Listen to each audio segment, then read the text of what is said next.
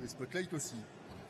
Je vous apporte le salut fraternel des camarades de la CPRP SNCF. Qu'est-ce que la CPRP SNCF si ce n'est la caisse de sécurité sociale des cheminots?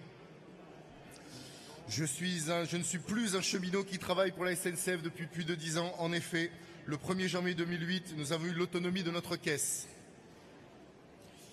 Donc je suis un cheminot bien particulier, effectivement. Nous avons eu à ce moment-là le choix soit de repartir à la maison mère, la SNCF, soit de signer un avenant de mise à disposition. Avenant, bien entendu, illégal, vu qu'il n'a pas de date de fin, ce qui n'existe pas dans le Code du travail. Les 5 premières années, suite à la signature du décret de l'autonomie, nous avions la possibilité de nous imposer notre maison mère. Du coup, de plus que la caisse avait besoin de notre savoir-faire, c'était le rien ne change. Nous avions toujours des embauches à statut, des mutations entrantes de la part de la SNCF, un même déroulement de carrière et ils n'avaient non plus rien touché au niveau des IRP. Cependant, la direction faisait une petite mise en place discrète de cadre UCANS. L'UCANS, c'est l'Union des caisses nationales de sécurité sociale, soit le régime général par exemple. Et nous avons en même temps fait un partenariat avec la MSA qui est la Mutualité sociale agricole. Passé ces 5 ans, où nous ne pouvons plus retourner comme nous voulions à notre maison mère, c'est quand même très rigolo, nous avons progressivement passé de rien ne change au tout change. Il y a eu subitement l'arrêt des embauches SNCF jugées illégales, la caisse ne pouvant plus passer par la SNCF pour faire ses propres embauches. Les mutations de la SNCF sont devenues très rares. Effectivement, les cheminots n'étaient plus assez bons pour venir travailler dans notre caisse. Nous avons eu forcément une augmentation des salariés sous convention collective UCANS. Alors, soyons clairs, je n'ai rien contre le personnel UCANS, mais étant moi cheminot, fils de cheminot, petit-fils de cheminot et arrière-petit-fils de cheminot, il me paraît normal que dans notre caisse, ça soit toujours des cheminots qui viennent y travailler. Nous pouvons considérer que d'ici 5 ans, il y aura plus de salariés UCANS que de cheminots dans la caisse.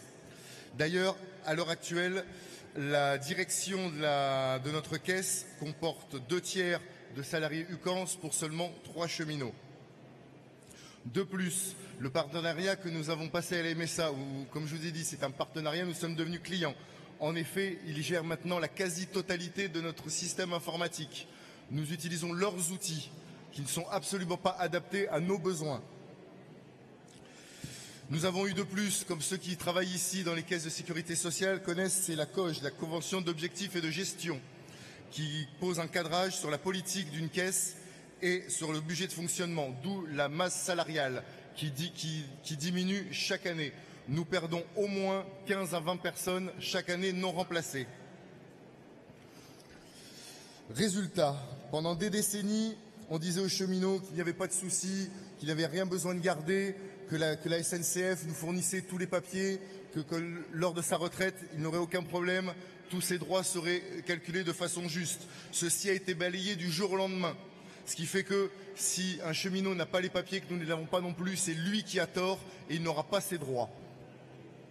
Les dossiers maladie et les dossiers retraite sont faits de plus en plus à la va-vite pour pallier au manque de personnel et pour éviter d'avoir un retard de traitement. Le personnel UCANS, malheureusement, n'est pas suffisamment formé à nos spécificités.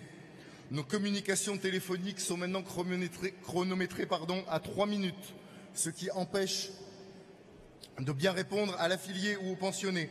Les courriers sont normés et ne peuvent pas non plus répondre aux demandes spécifiques. Les dossiers ont été numérisés par des intérimaires à qui on n'a absolument pas dit ce qu'il fallait faire. Les questions sont à se poser.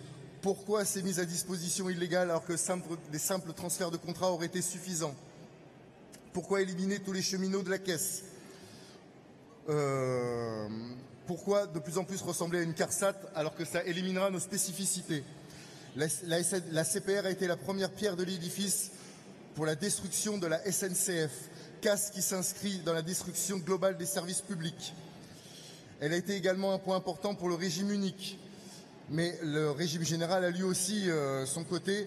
Maintenant, il existe ce qu'on appelle la LURA, la liquidation unique des régimes associés. C'est-à-dire qu'il y a une liquidation unique entre la MSA, le régime général et le RSI.